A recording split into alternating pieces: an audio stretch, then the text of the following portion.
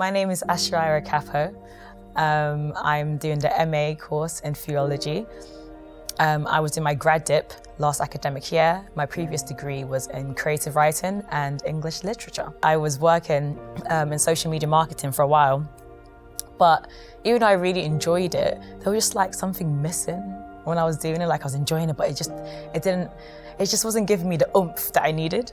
And then I lost my job, and I was praying to God. I was like, God, I don't know what to do. I don't know which path do you want me to go into? Do you want me to go into teaching? Do you want me to go into social media marketing again? Like, what do you want me to do? Do you want me to study? And on LinkedIn, this organization, this Christian organization, they reached out to me and they said, we're looking for teachers for our organization. Could you come in for an interview? Would you like to send in an application? I was like, oh, this is kind of crazy, but okay. So I sent in my application, they brought me in for the interview. And then I started to recognize my love for the Bible kind of started growing and blooming and stuff.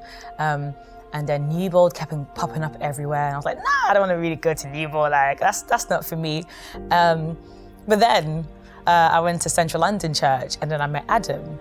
And I was like, okay, he was telling me more about Newbold. And I was like, I don't know, I feel like God is calling me in this direction, but I just don't want to go to Newbold, But I guess ultimately, inevitably, you can't fight the call. When God is calling, you can run around as much as you like, but he's going to find a way to put you right back on track.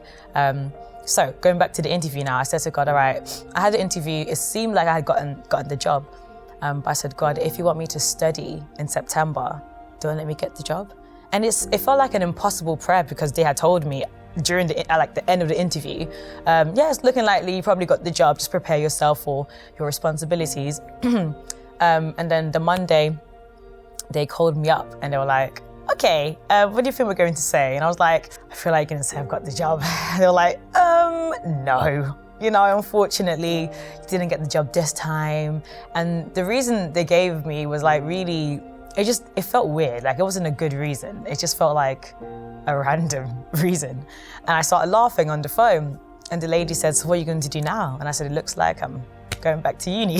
So I sent off my application and then I came to Newbold. And it was hard financially because I already have a previous degree. So student finance couldn't help me with finances. I had to raise money and get help from family and friends. But I raised enough for me to come to Newbold. And yeah, that's pretty much the story in the short little snappy, concise summary.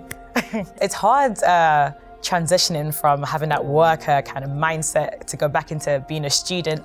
So I had forgotten all about how to write papers, how to sit down in a classroom, But it was a good learning experience, just hearing lecturers speak again about things that I enjoyed and then getting to learn different things as well.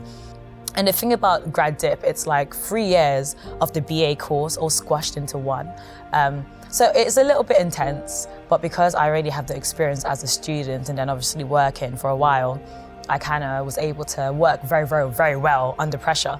So it wasn't too much for me. But yeah, the whole experience was, oh man, it was crazy. It was amazing. No regrets. It was a really, really, really good experience. And I'm just grateful that I listened to the voice of God and I just walked in faith. If anyone wants to come to Newbold and to study theology, but you feel like, I don't want to be a pastor, that's not for me, I would say just walk in faith. You don't know where God's going to lead you. I mean, I have my own, my own preferences, but if God is calling me down the pastoring route, I can't say no to that call.